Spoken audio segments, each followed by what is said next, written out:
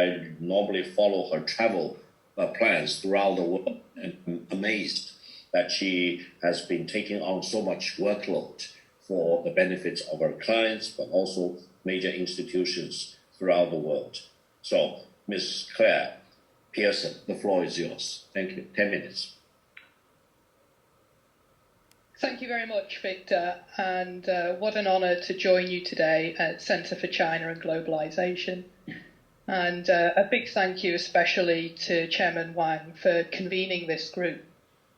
Because what we have here today is really what everybody's board should look like. This is a period of discussion, a period of reflection before intense action. And COVID for me has been an absolute life-changing experience. I've been in Beijing. I was in Kuala Lumpur when COVID broke out. I was on a business trip with a Chinese colleague, with a Chinese client. And we were in Kuala Lumpur. We were in a hotel. It was just pre-Chinese New Year. And in China, that's a very common period for intense business travel. As you rightly say, Victor, you and I are absolute road warriors. I think we travel about 80% of the year. And typically, I was at the end of a 5-week business trip. I was looking forward to Chinese New Year. I was extremely tired. And then we realized things were going wrong in China. We realized that the epidemic was beginning, and the client that I was with, his family were in Wuhan. So this intensified our experience of it, because over Chinese New Year, he was basically just on his phone, corresponding with his mother, his wife, his 6-month-old child, and his 2-year-old, about whom he was extremely concerned.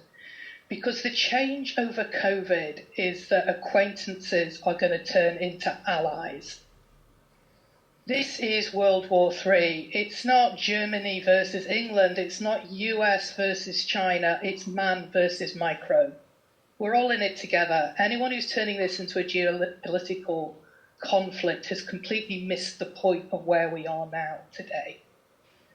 You know, you look at the thought leaders today, you look at people like Jack Ma, you look at people like Bill Gates. I mean, crikey, Jack Ma was selling things online before anyone had a mobile phone in China, or Bill Gates, he was selling software before anyone had a computer. These people anticipate change. And, you know, Bill Gates, Jack Ma, they've been into infectious diseases before we had the pandemic. You have to look where the thought leaders are heading. And one thing that I found from my experience here in the last 9 weeks, I'm sitting in Beijing now, are really 3 things. This is going to be a period that is going to catalyze innovation, as any war does, catalyze globalization, and catalyze integration between countries, companies, and institutions. I'd like to start off with catalyze innovation. I don't know about you, but when I get up in the morning now, I used to get up in the morning and I'd work out how to make a living. Now I work out how to live and who's still alive. I contacted my mum yesterday, and somebody had died. And that is the reality that people are facing today. They're not so worried about, did my stock price go up 2%? They're worried about breathing. And this is an amazing leveler.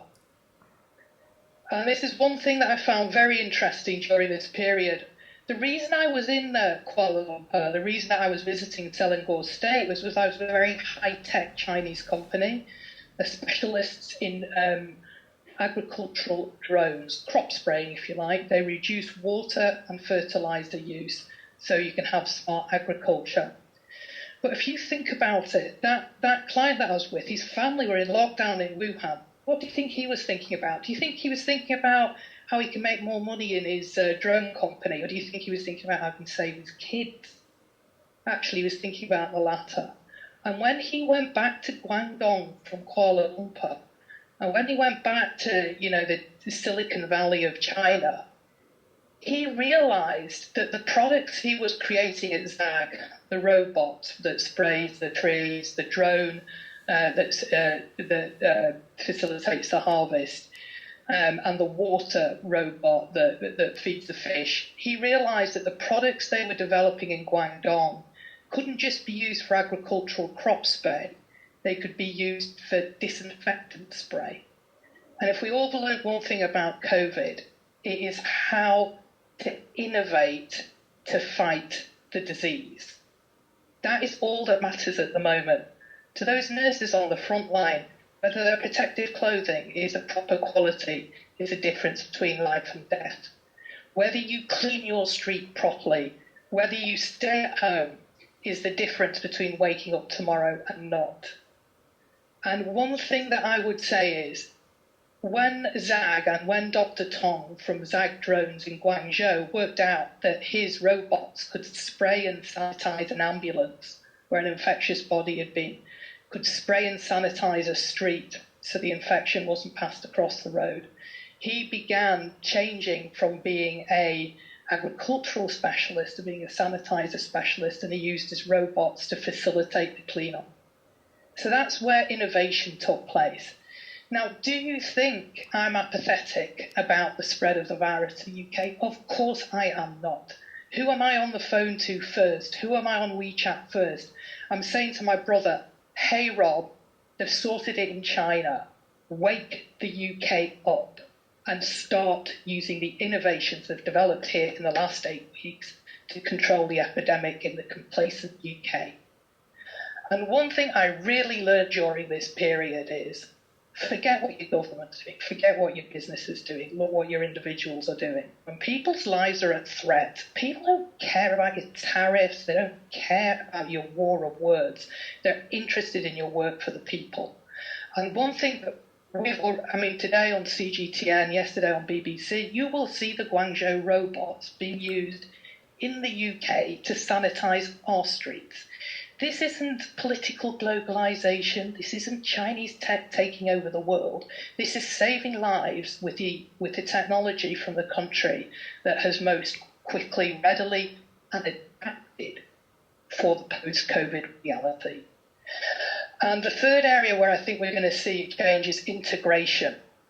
If our government is too slow to respond to a crisis and too arrogant to listen to China about the change that has just taken place globally and how to contain this virus, then all I can say is people will take matters into their own hands.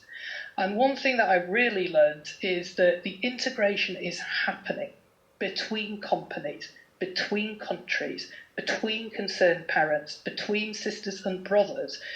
And what we are doing in the UK is we are making sure that the companies are working. My brothers have been meeting us probably online with Matt Hancock, our health secretary, to make sure that the technology in China, the technological solution to the manless cleanup is used in the UK, and that we replicate the systems. Because one thing that is no longer acceptable in companies is to have a business plan for China and no Chinese on the board. I knew when the UK cabinet was pontificating about herd policy that they hadn't heard what was going on in China, that they had no Chinese in that cabinet, they had no diversity in their committee to inform them of the reality.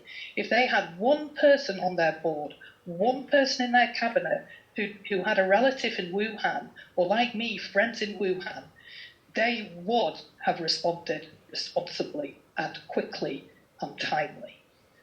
So all I can say is we're going to have innovation, we're going to have globalization, and we're going to have integration in systems, because if we don't, there'll be naming and shaming online.